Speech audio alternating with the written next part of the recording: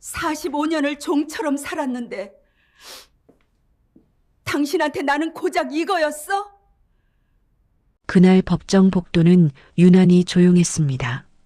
구두 굽소리조차 바닥에 스미는 듯 낮았고 창문 너머 햇빛은 겨울 끝자락처럼 힘이 없었습니다.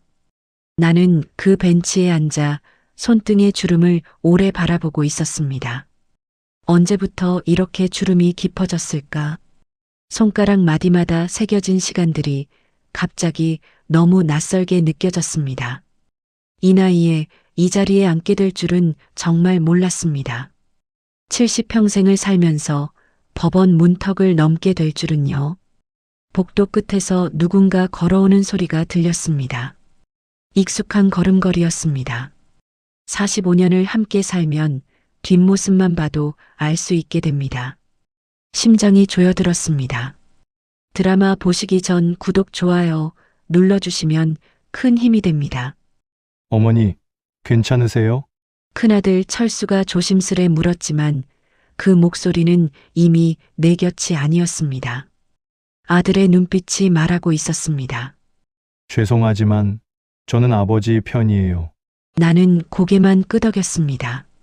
말하면 울음이 먼저 나올 것 같았으니까요. 철수는 잠시 망설이다가 반대편 벤치로 걸어갔습니다. 그 짧은 거리가 그렇게 멀게 느껴질 줄은 몰랐습니다. 남편과 나는 45년을 함께 살았습니다. 1981년 봄 25이었던 나는 분홍색 한복을 입고 시댁 문턱을 넘었습니다. 친정어머니가 손에 쥐어준 돈 봉투가 치마 속에서 바스락거렸습니다. 잘 살 거라. 힘들어도 참고 살아야 한다. 그게 어머니가 마지막으로 해주신 말씀이었습니다. 작은 연립주택 2층이었습니다. 방 2개에 부엌 하나, 화장실은 밖에 있었습니다. 겨울이면 변기가 얼어서 더운 물을 끓여 부어야 했던 그 집. 하지만 우리에겐 성이었습니다. 남편은 공장에 다녔고 나는 아침마다 도시락 2개를 쌌습니다. 하나는 남편 것, 하나는 시어머니 것. 밥을 퍼담으면서 나는 늘 생각했습니다. 언젠가 우리도 내 집을 가질 수 있을까? 철수가 태어난 건 이듬해 여름이었습니다. 분만실에서 아기 울음소리가 들렸을 때 남편은 복도에서 담배를 피우고 있었습니다. 간호사가 나왔습니다. 아들입니다. 그제야 남편이 웃었습니다. 나를 보러 들어온 건 그로부터 한참 뒤였습니다. 수고했소. 그 말 한마디였습니다. 손도 잡지 않았습니다. 하지만 나는 괜찮았습니다. 남자들은 원래 말이 없는 거야. 그렇게 나 스스로를 달랬습니다. 딸 미영이가 태어난 건 3년 뒤였습니다. 남편은 실망한 표정을 숨기지 않았습니다. 또 아들 하나만 낳았으면 완벽했는데 그 말을 들으면서 나는 처음으로 생각했습니다. 나는 이 사람에게 뭘까? 아내일까? 아니면 아들을 낳는 도구일까? 하지만 그 생각도 잠깐이었습니다. 애들 밥 먹이고 기저귀 빨고 시어머니 수발 드느라 생각할 시간이 없었습니다. 가게를 시작한 건 철수가 초등학교에 들어가던 해였습니다. 남편이 갑자기 말했습니다. 당신 친정에서 돈 좀 가져올 수 있어? 나는 깜짝 놀랐습니다. 무슨 돈이요? 가게 하나 하려는데 미천이 좀 필요하오. 친정은 넉넉하지 않았지만 어머니는 땅을 조금 팔았습니다. 500만 원이었습니다. 1988년 당시로는 큰 돈이었습니다. 잘 쓰거라. 이게 내가 줄 수 있는 전부다. 어머니는 돈을 건네며 눈시울을 붉혔습니다. 나는 그 돈을 남편에게 건넸습니다. 여보, 이걸로 꼭 잘 되게 해야 해요. 남편은 고개만 끄덕였습니다. 영수증도 차용증도 쓰지 않았습니다. 부부인데 그런 게 무슨 필요야? 그때 내가 얼마나 순진했는지 지금도 기가 막힙니다. 가게는 잘 됐습니다. 철물점이었는데 동네에서 소문이 났습니다. 남편은 새벽부터 밤까지 일했고 나는 집에서 아이들을 돌봤습니다. 당신은 집만 잘 지키면 돼요. 남편의 말이었습니다. 그래서 나는 가게 장부도 통장도 보지 못했습니다. 남편이 알아서 하겠지. 그렇게 믿었습니다. 아이들은 자랐습니다. 철수는 대학에 갔고 미영이도 뒤따라 대학에 들어갔습니다. 등록금이 만만치 않았지만 남편은 묵묵히 벌었습니다. 아들은 꼭 좋은 대학 나와야 해.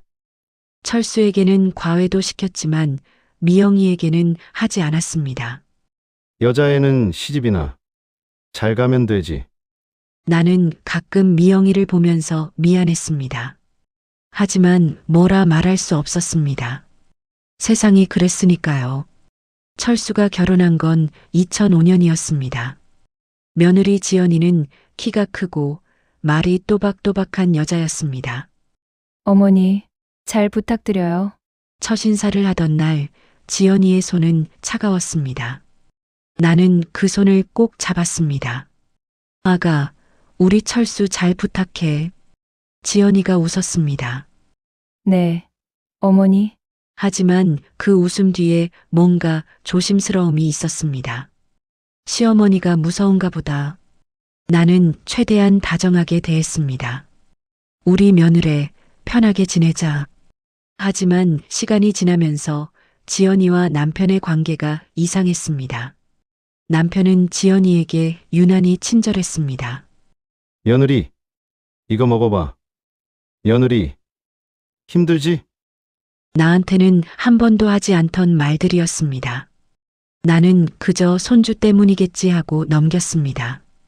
갈등은 병원에서 시작됐습니다. 2023년 가을 남편의 건강검진 결과를 들고 의사 앞에 앉았을 때였습니다. 혈압이 좀 높으시네요. 관리가 필요합니다. 의사의 말에 나는 남편을 바라봤습니다. 여보, 담배 좀 끊으세요. 남편은 대답하지 않았습니다. 대신 휴대전화 화면만 내려다보고 있었습니다. 화면에는 누군가와 주고받은 메시지들이 가득했습니다. 여보, 누구예요? 회사 사람이오. 그 말투가 이상했습니다. 평소보다 조심스러웠고 눈을 마주치지 않았습니다. 여보, 괜찮다잖아요. 그만 걱정하시오. 그 말이 그렇게 멀게 들릴 줄은 몰랐습니다. 마치 다른 나라 말을 듣는 것 같았습니다. 병원을 나오는 길, 남편은 앞서 걸었습니다. 예전에는 내 걸음에 맞춰주던 사람이었는데, 이제는 혼자 성큼성큼 걸어갔습니다. 여보, 천천히 가요. 남편은 돌아보지 않았습니다. 그날 저녁 나는 혼자 밥을 먹었습니다.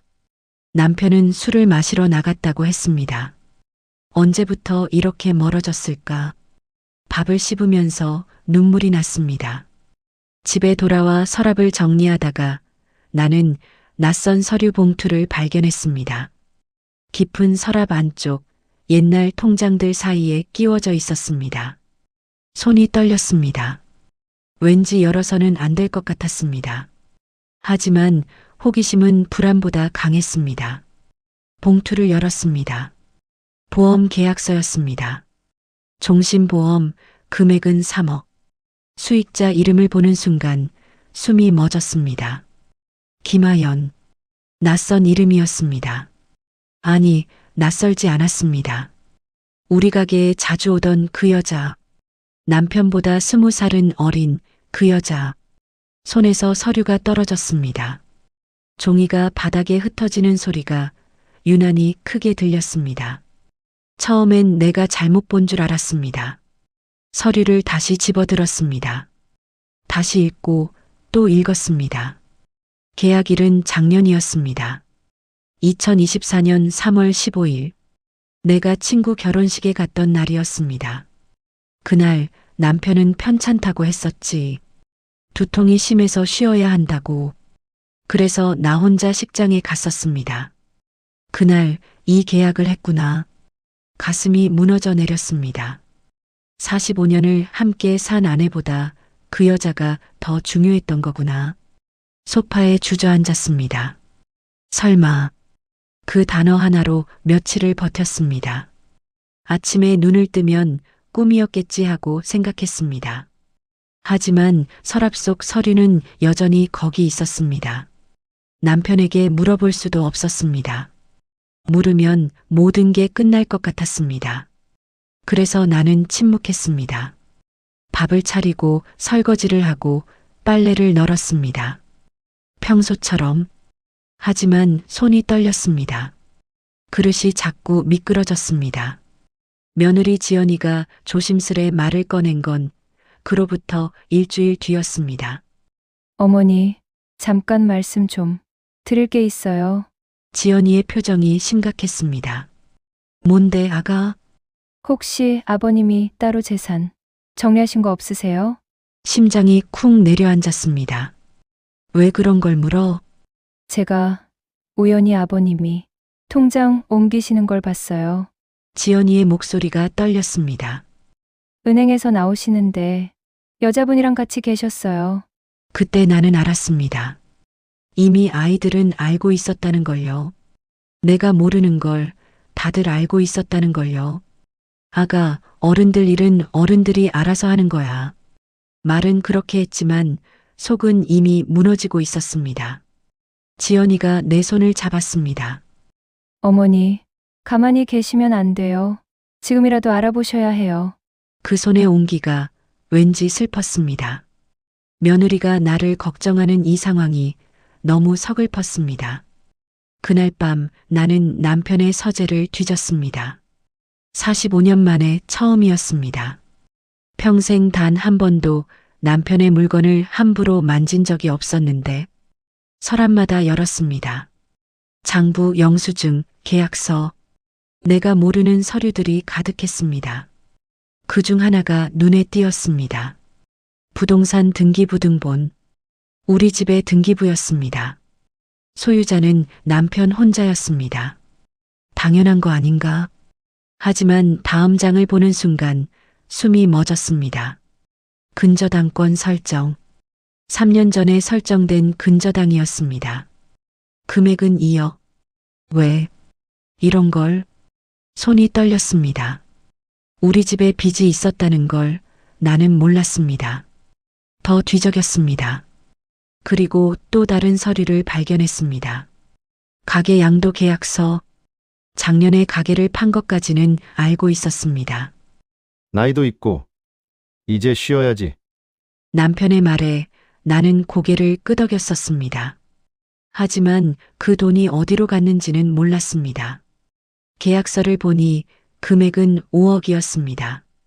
5억이나 되는 돈이 어디로 간 거지? 통장을 찾았습니다. 남편 명의 통장이 여러 개 있었습니다. 하지만 잔액은 거의 없었습니다. 대체 돈이 어디로 간 거야?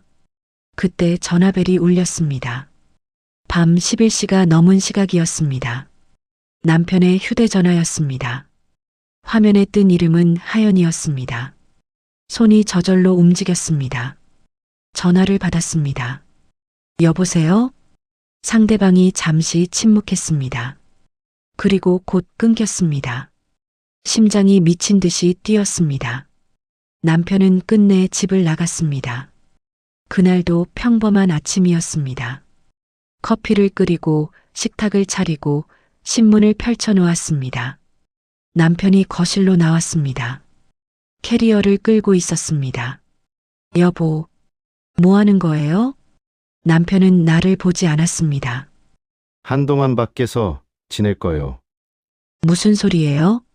갑자기 왜? 당신도 알 거 아니오. 우리 이제 끝났소. 그 말이 너무 담담했습니다. 45년을 함께 산 사람에게 할 말이 아니었습니다. 여보, 무슨 일 있어요? 우리 얘기해요. 얘기는 변호사 통해서 하시오. 변호사?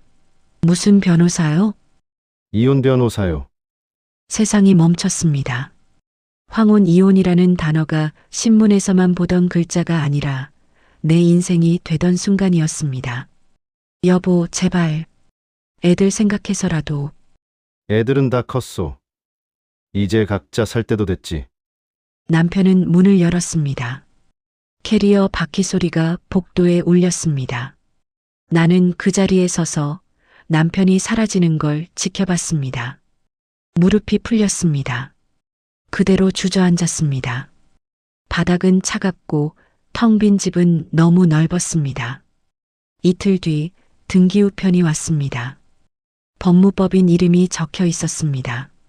손이 떨려서 봉투를 뜯기가 어려웠습니다. 이혼 청구서였습니다.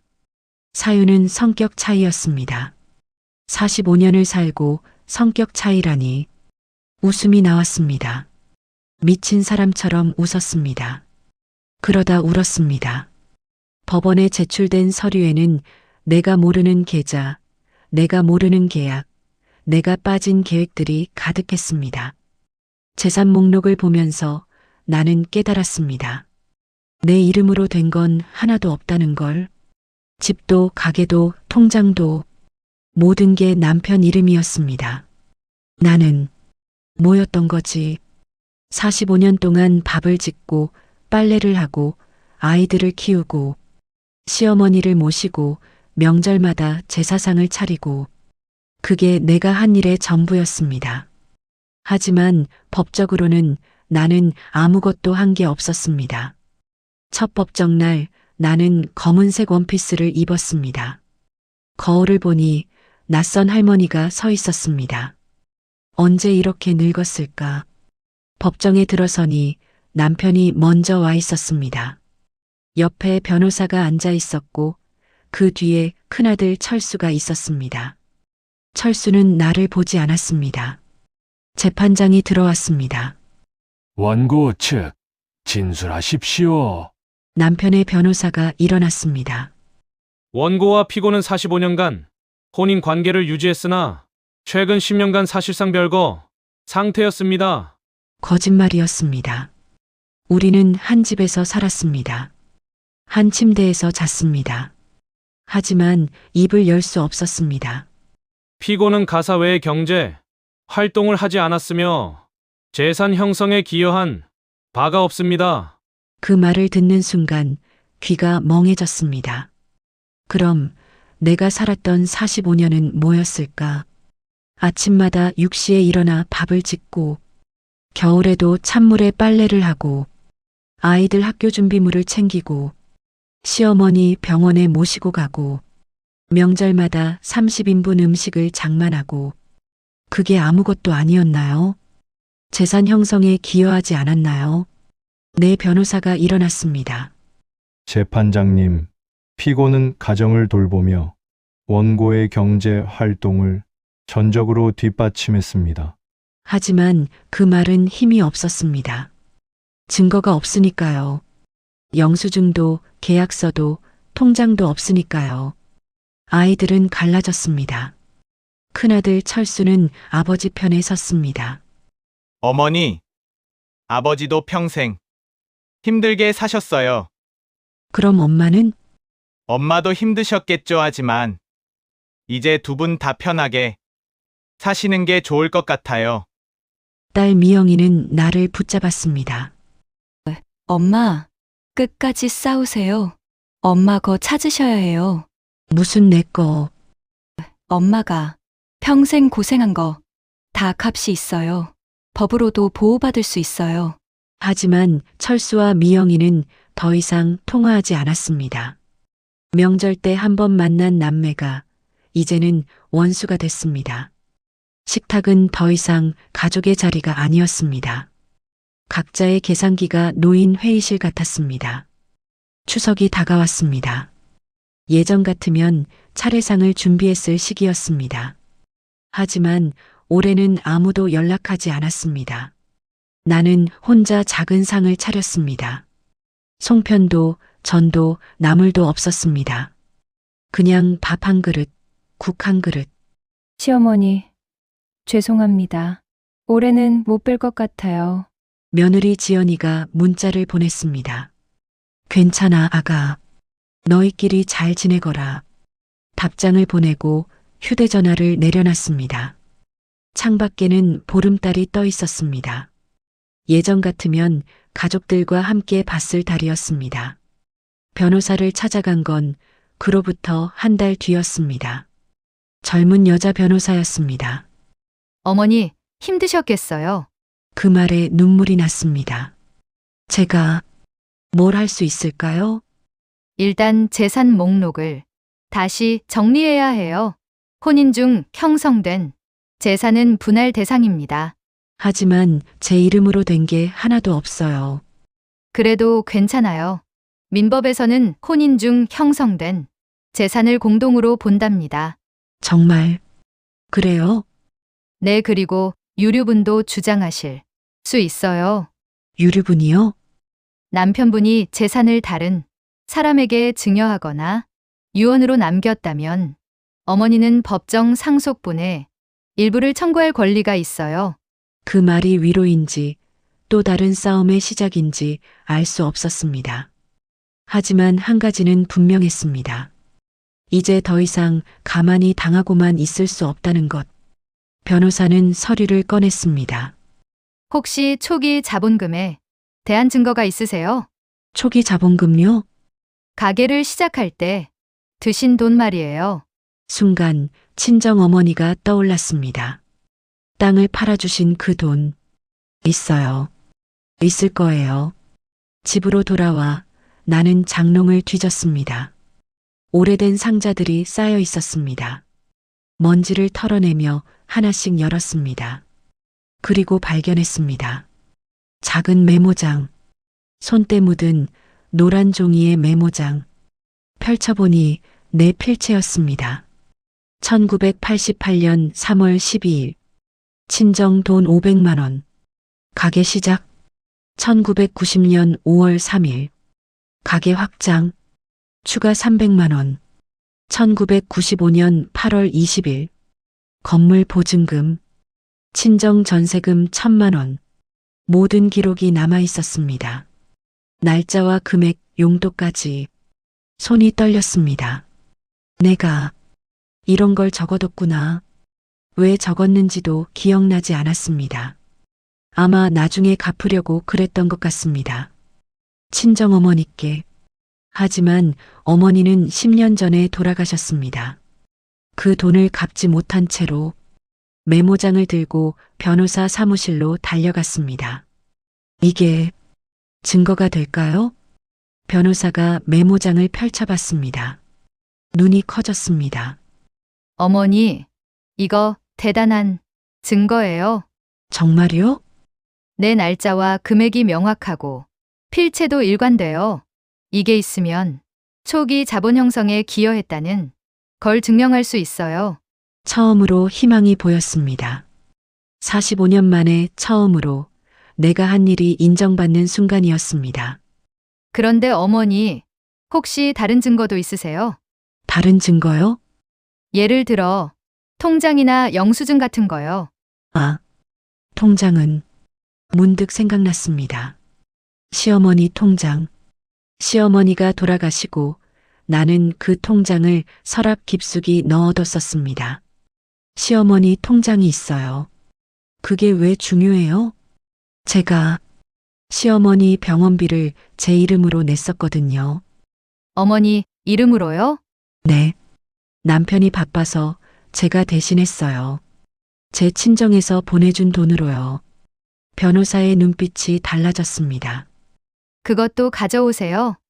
빨리요. 집으로 돌아와 다시 서랍을 뒤졌습니다. 오래된 통장이 나왔습니다. 펼쳐보니 입출금 기록이 남아 있었습니다. 1995년부터 2010년까지 매달 일정 금액이 빠져나간 기록. 병원비, 약값, 요양병원비. 모두 내가 낸 돈이었습니다. 다음 법정날 나는 메모장과 통장을 가져갔습니다. 변호사가 재판장 앞에 제출했습니다. 재판장님, 이것은 피고가 초기 자본 형성에 기여한 증거입니다. 남편의 변호사가 벌떡 일어났습니다. 이해 있습니다. 이건 단순한 메모에 불과합니다. 메모가 아닙니다. 날짜와 금액이 명확한 기록입니다. 하지만 남편의 도장이 없지 않습니까? 혼인 중 형성된 재산은 부부 공동의 것입니다. 도장이 필요하지 않습니다. 재판장이 메모장을 살펴봤습니다. 오래 들여다봤습니다. 이것은 증거로 인정합니다. 그 순간 남편의 얼굴이 흔들렸습니다. 처음으로 당황한 표정이었습니다. 철수도 아버지를 바라봤습니다. 아버지, 이게 사실이에요? 남편은 대답하지 않았습니다. 변호사는 계속했습니다. 또한 피고는 시어머니 간병을 전담했으며 그 비용도 직접 부담했습니다. 통장이 제출됐습니다. 이 통장을 보시면 15년간 매달 일정 금액이 지출됐습니다. 모두 피고의 친정 지원금입니다. 재판장이 고개를 끄덕였습니다. 계속하십시오. 피고는 가정을 돌보는 것을 넘어 경제적으로도 기여했습니다. 따라서 재산 분할을 청구합니다. 법정이 조용해졌습니다. 남편이 천천히 고개를 들었습니다. 나와 눈이 마주쳤습니다. 그 눈빛에는 놀라움과 그리고 뭔가 다른 감정이 있었습니다. 미안함일까 아니면 분노일까? 알 수 없었습니다. 재판장이 말했습니다. 다음 기일에 재산 목록을 정확히 제출하십시오. 양측 모두. 그날 이후 남편 측에서 합의를 제안해 왔습니다. 재산의 20%를 드리겠습니다. 변호사가 고개를 저었습니다. 터무니없어요. 최소 40%는 받으셔야 해요. 하지만 어머니, 이건 어머니 권리예요. 양보할 이유가 없어요. 협상은 길어졌습니다. 25%, 30%, 35%. 숫자가 오갔지만 마음은 편치 않았습니다. 이게 정말 내가 원하던 거였나? 돈이 아니라 인정이었습니다.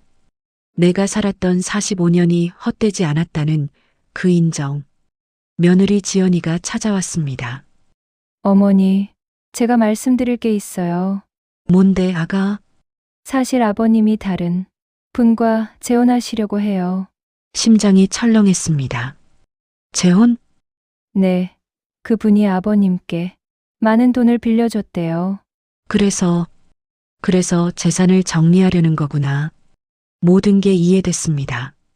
황혼 이혼도 재산 분할 거부도 다 그 여자 때문이었습니다. 어머니, 더 싸우세요. 이대로 끝내시면 안 돼요. 지연이의 눈에 눈물이 고였습니다. 고마워, 아가. 내가 내 편이 돼줘서. 저도 엄마가 있었으면 어머니처럼 고생하셨을 것 같아요. 그 말에 울컥했습니다. 최종 법정 날이 다가왔습니다. 나는 새벽부터 잠을 이룰 수 없었습니다. 창밖을 보니 해가 떠오르고 있었습니다. 오늘로 끝이구나. 법정에 들어서니 모두가 와 있었습니다. 남편, 철수, 미영이, 지연이, 그리고 낯선 여자 한 명, 김하연이었습니다.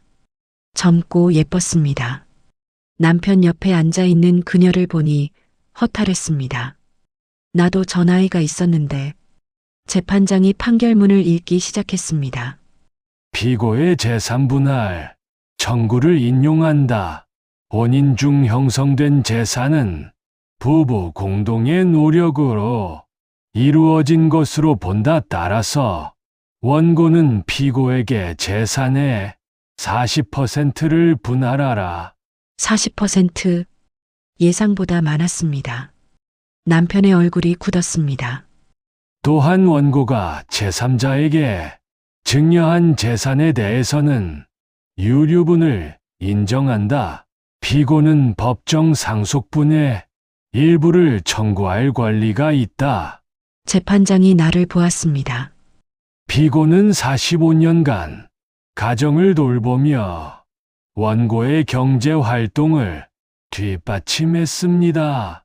이는 재산 형성에 충분히 기여한 것으로 인정됩니다.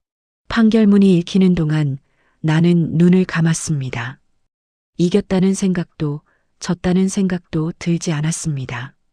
다만 너무 늦게 나 자신을 증명했다는 허무함만 남았습니다. 법정을 나오는 길 철수가 다가왔습니다. 어머니 죄송해요. 뭐가? 제가 아버지 편만 들었어요. 어머니 마음은 생각 안 했어요. 괜찮아, 철수야. 넌 아버지 아들이니까. 아니에요. 저도 어머니 아들이에요. 철수가 울었습니다. 40년 아들이 처음 보여주는 눈물이었습니다. 이제라도 알았으면 됐어. 엄마는 괜찮아. 미영이도 다가왔습니다. 엄마, 정말 수고하셨어요. 우리 딸 고마워. 세 사람이 껴안았습니다. 오랜만에 느끼는 가족의 온기였습니다. 이혼은 성립됐고 재산은 법대로 나뉘었습니다. 나는 작은 전셋집을 구했습니다. 방 2개짜리 아파트였습니다. 처음 시집 올 때 살던 연립주택보다 조금 나은 정도였습니다. 짐을 풀면서 옛날 사진첩을 발견했습니다. 결혼사진이 맨 앞에 있었습니다. 25살의 나는 정말 어렸습니다. 남편도 젊었습니다. 우리도 사랑했었을까? 잘 모르겠습니다. 사랑이 뭔지도 잘 모르겠습니다. 다만 익숙함이었을 뿐. 아이들은 여전히 어색했습니다. 명절은 각자의 집에서 보냈습니다. 하지만 일주일에 한 번씩 미영이가 찾아왔습니다. 엄마, 뭐 필요한 거 없어요? 없어. 다 있어. 혼자 사시는 거 불편하지 않으세요? 괜찮아. 오히려 편해. 거짓말은 아니었습니다. 혼자 사는 게 정말 편했습니다. 아무도 눈치 볼 필요 없고 아무도 기다릴 필요 없었습니다. 하지만 처음으로 내 이름만 적힌 우편물을 받았을 때 가슴 한켠이 시렸습니다. 이제 정말 혼자구나. 차를 끓이며 창밖을 보다가 문득 생각했습니다. 가족이란 무엇이었을까? 함께 산다고 가족일까? 피를 나눴다고 가족일까? 사랑이란 참고 견디는 일이었을까? 이 선택이 옳았는지 아직도 모르겠습니다. 다만 이제는 거울 속 내 얼굴을 피하지 않습니다. 주름 하나하나가 내가 살아온 증거니까요. 며느리 지연이가 가끔 연락합니다. 어머니, 이번 주말에 뵐까요? 아가 바쁠 텐데 괜찮아. 아니에요. 보고 싶어요. 그 말이 고맙습니다. 피 한 방울 섞이지 않았지만 가장 나를 이해해주는 사람. 어쩌면 진짜 가족은 이런 게 아닐까요? 지난주 남편이 재혼했다는 소식을 들었습니다. 철수에게서 들었습니다. 어머니 괜찮으세요? 응, 괜찮아. 정말 괜찮았습니다. 분노도 질투도 없었습니다. 다만 저 사람도 행복할 수 있을까 하는 생각만 들었습니다. 45년을 함께 살고도 이렇게 끝낸 사람이 과연 새로운 사랑을 할 수 있을까? 아니면 또다시 같은 실수를 반복할까? 그건 내가 알 바 아닙니다. 나는 이제 내 인생을 살아야 하니까요. 어제는 동네 복지관에 갔습니다. 노인 교실이 있다고 해서요. 컴퓨터를 배우고 스마트폰 사용법도 배웁니다. 어머니, 처음이세요? 옆자리 할머니가 물었습니다. 네, 처음이에요. 저도 작년에 시작했어요. 재미있어요. 그 할머니도 혼자 사신답니다. 남편과 사별하고 10년이 됐다고 합니다. 처음엔 힘들었는데, 이제는 괜찮아요.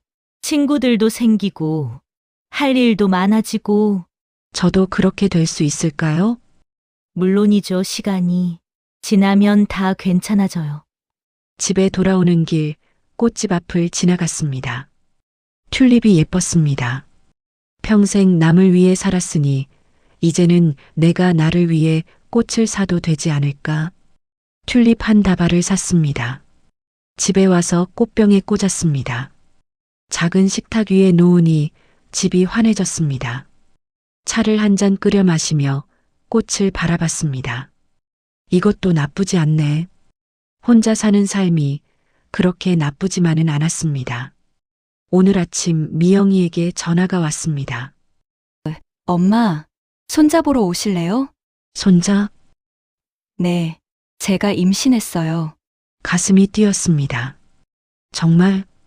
네, 3개월 됐어요. 축하해, 우리 딸. 전화를 끊고 한참을 멍하니 앉아 있었습니다. 내가 할머니가 되는구나. 새로운 생명이 우리 가족에게 오는구나. 그 아이에게는 좋은 할머니가 되고 싶다. 며느리를 아가라고 부를 수 있는 할머니. 손주를 진심으로 사랑할 수 있는 할머니. 내가 받지 못한 사랑을 그 아이에게는 주고 싶습니다. 창밖을 보니 봄이 오고 있었습니다. 겨울이 길었습니다. 정말 길고 추웠던 겨울이었습니다. 하지만 이제 봄입니다. 늦은 봄이지만 그래도 봄입니다. 나는 천천히 일어나 옷을 갈아입었습니다. 오늘은 산책을 나가야겠습니다. 동네 공원에는 벚꽃이 피었을 것입니다. 혼자 걷는 길이지만 외롭지 않습니다. 이제는 나와 함께 걷는 법을 배웠으니까요. 가족이란 무엇일까요? 평생을 찾아 헤맨 답이었습니다. 어쩌면 답은 없는 질문일지도 모릅니다. 다만 한 가지는 분명합니다. 가족은 함께 있다고 되는 게 아니라는 것. 서로를 존중하고 인정하고 사랑할 때 비로소 가족이 된다는 것. 그리고 때로는 멀어지는 것도 사랑일 수 있다는 것. 현관문을 열고 밖으로 나섰습니다. 따뜻한 바람이 볼을 스쳤습니다. 이제 시작이야. 70평생을 살았지만 이제야 내 인생이 시작되는 것 같습니다. 늦었지만 그래도 시작할 수 있다는 게 감사합니다. 한 걸음 한 걸음 천천히 걸었습니다. 앞으로 얼마나 더 걸을 수 있을지 모르겠습니다. 하지만 이 길을 걷는 동안 나는 나를 잃지 않을 것입니다. 더 이상 누군가의 아내가 아니라 나 자신으로 살아갈 것입니다. 공원에 도착하니 벚꽃이 만개했습니다. 바람이 불 때마다 꽃잎이 흩날렸습니다. 벤치에 앉아 그 풍경을 바라봤습니다. 예전에는 남편과 함께 보던 풍경이었습니다. 하지만 이제는 혼자 봅니다. 그리고 괜찮습니다. 옆자리에 누군가 앉았습니다. 아까 복지관에서 만난 할머니였습니다. 어머니, 여기 계셨네요. 산책 나왔어요. 저도요, 꽃이 예쁘죠? 네, 정말 예뻐요. 두 사람은 말없이 벚꽃을 바라봤습니다. 말이 필요 없었습니다. 서로의 아픔을 아는 사람끼리는 침묵도 위로가 됩니다. 며칠 뒤 철수가 찾아왔습니다. 손에 과일 바구니를 들고 있었습니다. 어머니, 드시라고 사왔어요. 고마워, 철수야. 들어와. 철수는 조심스럽게 집안을 둘러봤습니다. 여기서 불편하지 않으세요? 괜찮아. 혼자 살기 딱 좋아. 어머니, 철수가 입을 열었습니다. 제가 정말 죄송해요. 그때 아버지 편만 들어서. 괜찮다고 했잖아. 아니에요. 저도 이제야 알았어요. 어머니가 얼마나 힘드셨는지. 철수의 눈에 눈물이 고였습니다. 아버지가 재혼하신 거 아시죠? 응, 들었어. 저는 반대했어요. 그래도 들으시지 않더라고요. 그럴 수 있지. 너희 아버지도 인생이 있으니까. 그래도 어머니한테 너무한 거 아니에요? 나는 철수의 손을 잡았습니다. 철수야, 엄마는 괜찮아. 이제 정말 괜찮아. 죄송해요. 어머니. 철수가 울었습니다. 40이 넘은 아들이 어린아이처럼 울었습니다. 나는 그 머리를 쓰다듬었습니다. 예전에 어렸을 때처럼. 울지 마. 엄마 아들이 이렇게 울면 안 되지. 어머니 사랑해요. 그 말을 듣는 순간 모든 게 용서됐습니다. 45년 동안 한 번도 듣지 못한 말이었습니다. 남편에게서도 아들에게서도. 하지만 이제 들었습니다. 그것만으로 충분했습니다. 여름이 왔습니다. 미영이가 출산 예정일이 가까워졌습니다. 엄마, 출산할 때 옆에 계셔 주실 수 있어요? 당연하지. 엄마가 꼭 갈게. 출산 당일 나는 새벽부터 병원으로 향했습니다. 분만실 앞에서 기다리는 동안 예전이 떠올랐습니다. 내가 철수를 낳던 날, 남편은 복도에서 담배를 피웠고 나는 혼자 아파했습니다. 하지만 오늘은 다릅니다. 사위가 분만실 안에서 미영이 손을 잡고 있습니다. 그리고 나는 밖에서 기도합니다. 제발 우리 딸 아프지 않게 해주세요. 몇 시간 뒤 아기 울음소리가 들렸습니다. 간호사가 나왔습니다. 축하드려요, 손녀입니다. 손녀, 여자아이구나. 눈물이 났습니다. 미영이를 낳았을 때 남편이 실망했던 기억이 났습니다. 하지만 이 아이는 다를 것입니다. 이 아이는 사랑받을 것입니다. 아들이든 딸이든 똑같이. 분만실에 들어가니 미영이가 누워 있었습니다. 땀으로 젖은 머리카락 하지만 환하게 웃고 있었습니다. 엄마, 수고했어, 우리 딸. 나는 미영이를 안았습니다. 엄마도 이렇게 힘드셨어요? 응. 하지만 다 잊어버려. 너희 얼굴 보면. 아기를 안았습니다. 작고 따뜻했습니다. 할머니가 왔단다. 예쁜 우리 손녀. 아기가 눈을 떴습니다. 그 눈빛을 보는 순간 알았습니다. 내가 왜 그 모든 고통을 견뎌냈는지. 이 순간을 위해서였구나. 가을이 왔습니다. 나는 복지관에서 봉사활동을 시작했습니다. 혼자 사는 노인들에게 도시락을 배달하는 일이었습니다. 어르신, 진지 드세요. 고맙습니다.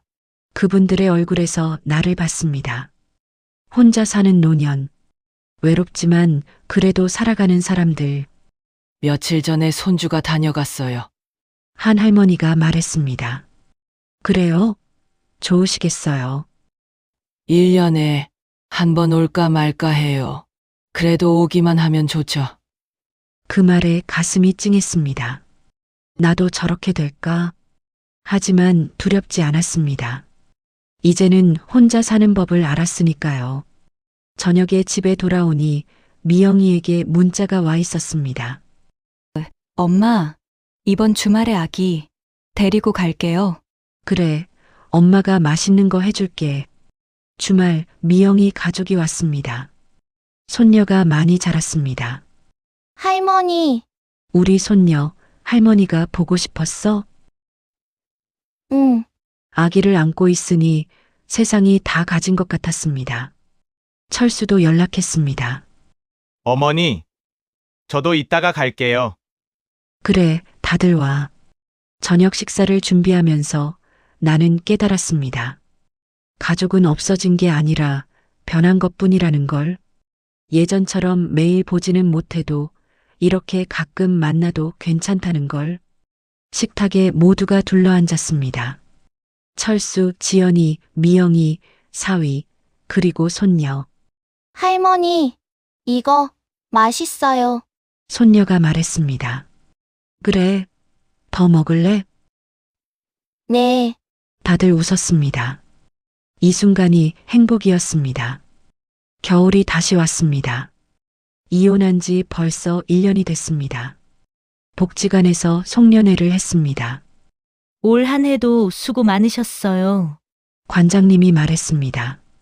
내년에도 잘 부탁드립니다. 집에 돌아오는 길 눈이 내렸습니다. 하얀 눈이 거리를 덮었습니다. 예전에는 눈이 오면 걱정이 먼저였습니다. 남편이 넘어지지 않을까, 아이들이 감기 걸리지 않을까. 하지만 이제는 그냥 예쁩니다. 눈이 그저 예쁩니다. 현관문을 열고 들어서니 집이 따뜻했습니다. 보일러를 틀어놨거든요. 나를 위해 차를 끓여 마시며 창밖을 바라봤습니다. 잘 살고 있나? 문득 남편이 궁금했습니다. 재혼해서 잘 살고 있을까? 행복할까? 행복했으면 좋겠다. 진심이었습니다. 미워하지 않았습니다. 45년이라는 시간이 미움으로 끝나기엔 너무 아까웠습니다. 그냥 서로의 길을 가는 것, 그것으로 충분했습니다. 휴대전화가 울렸습니다. 지연이었습니다. 어머니, 주무세요? 아니, 아가. 무슨 일이야? 그냥 목소리 듣고 싶어서요. 고마워, 며느래. 어머니, 사랑해요. 나도 아가. 전화를 끊고 미소 지었습니다. 가족은 여기 있었습니다. 피로 이어진 가족이 아니라 마음으로 이어진 가족. 그게 진짜 가족이었습니다. 새해가 밝았습니다. 2026년입니다. 71살이 됐습니다. 새해 아침 나는 일찍 일어나 산에 올랐습니다. 해돋이를 보러 정상에 올랐을 때 해가 떠오르고 있었습니다. 붉은 해가 지평선을 넘어왔습니다. 와, 탄성이 절로 나왔습니다. 평생을 살면서 이렇게 예쁜 해돋이를 본 적이 없었습니다. 옆에 있던 사람들도 감탄했습니다. 정말 장관이네요. 그러게요. 나는 두 손을 모았습니다. 올 한 해도 건강하게 살게 해주세요. 아이들도 손주도 모두 건강하게. 그리고 잠시 멈칫했습니다. 그 사람도 건강하게. 기도를 마치고 눈을 떴습니다. 해가 완전히 떠올랐습니다. 새로운 하루, 새로운 해, 새로운 시작. 산을 내려오는 길, 복지관 친구들과 마주쳤습니다. 어머니, 여기 계셨어요? 해돋이 보러 왔어요. 우리도요. 같이 내려가요. 여럿이 함께 내려갔습니다. 웃고 떠들고 가끔 쉬어가며 이것도 나쁘지 않네. 혼자가 아니라는 것. 함께 걷는 사람들이 있다는 것. 그것만으로도 충분했습니다. 집에 돌아오니 현관 앞에 택배가 놓여 있었습니다. 미영이가 보낸 선물이었습니다. 열어보니 손편지가 들어 있었습니다. 엄마, 새해 복 많이 받으세요. 엄마가 행복하시길 바라요. 엄마는 제 영웅이에요. 사랑해요. 엄마, 눈물이 났습니다. 행복한 눈물이었습니다. 봄이 다시 왔습니다. 벚꽃이 또 피었습니다. 작년과 같은 장소, 같은 벤치. 하지만 나는 달라졌습니다. 더 이상 망설이지 않습니다. 더 이상 남의 눈치 보지 않습니다. 내가 하고 싶은 대로, 내가 살고 싶은 대로 그렇게 살고 있습니다. 옆 벤치에 젊은 부부가 앉았습니다. 행복해 보였습니다. 손을 꼭 잡고 서로를 바라보며 웃고 있었습니다. 저 때가 있었지. 하지만 부럽지 않았습니다. 저들도 언젠가는 알게 될 것입니다. 사랑은 손을 잡는 것만이 아니라는 걸, 때로는 놓아주는 것도 사랑이라는 걸, 그리고 가장 중요한 건 나 자신을 사랑하는 것이라는 걸. 바람이 불었습니다. 꽃잎이 흩날렸습니다. 나는 눈을 감고 그 바람을 느꼈습니다.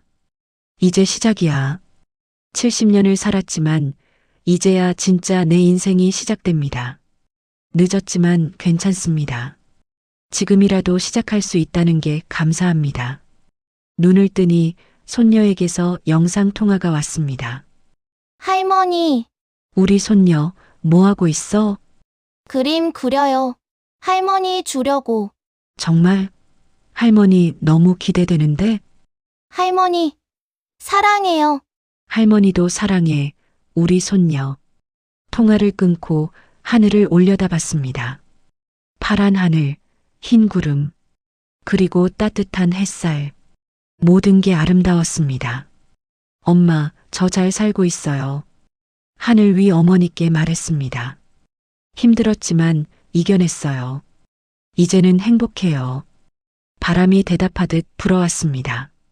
나는 천천히 일어나 집으로 향했습니다. 오늘 저녁엔 뭘 해 먹을까?